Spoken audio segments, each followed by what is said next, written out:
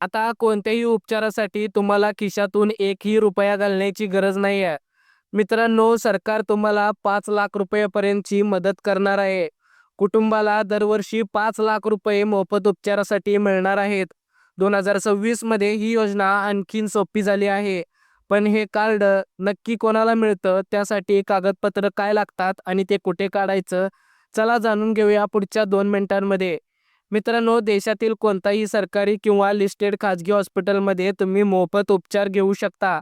यात कॅन्सर, हृदयविकार, किडनी यांसारख्या त्याचबरोबर 1300 पेक्षा जास्त आजारांचा समावेश आहे. विशेष म्हणजे 70 वर्षावरील ज्येष्ठ नागरिकांसाठी आता उत्पन्नाची अट न ठेवता वेगळे आयुष्यमान वय वंदना कार्ड सुद्धा दिले जात आहे.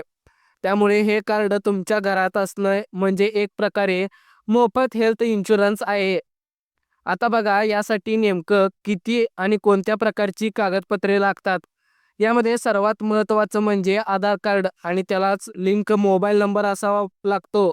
दुसरी गोष्ट म्हणजे रेशन कार्ड, पिवळे किंवा केसरी 12 अंकी नंबरसह. उत्पन्नाचा दाखला काही ठिकाणी आवश्यक असू शकतो. मित्रांनो, मोबाईल नंबर हा तुमचा आधार कार्डाशी लिंक असणं खूप महत्त्वाचं आहे. आता या ठिकाणी तुम्हाला हे कार्ड काढण्यासाठी 3 सोपे मार्ग कोणते असणार आहेत? पहिला म्हणजे तुमच्या गावालगत किंवा गावाशेजारी असणारं महा ई सेवा केंद्र, या केंद्रावर जाऊन तुम्हाला तुमचं ई श्रम कार्ड काढून घ्यायचं आहे. दुसरे ठिकाण म्हणजे सरकारी रुग्णालय, तिथे आयुष्यमान मित्र मदतीसाठी असतात. तिसरं म्हणजे घरबसल्या मोबाईलवरून सगळ्यात सोपं आणि महत्त्वाचा ॲप म्हणजे Google Play स्टोअरवरून तुम्ही आयुष्यमान ॲप डाउनलोड करा. तिथे तुमचा आधार नंबर टाकून तुम्ही स्वतःची ई-के-वाय-सी करू शकता आणि कार्ड डाउनलोडही करू शकता. तर मित्रांनो, वाट कसली पाहताय? आजच तुमची पात्रता चेक करा आणि हे गोल्डन कार्ड म्हणजेच आयुष्यमान कार्ड काढून ठेवा.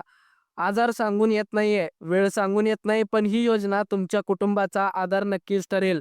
ही माहिती महत्त्वाची वाटली असेल तर व्हिडिओला लाईक करा आणि अशाच नवनवीन योजनांच्या माहितीसाठी आपल्या बोलगड्या मराठी या यूट्यूब चॅनलला सबस्क्राईब करा. धन्यवाद मित्रांनो.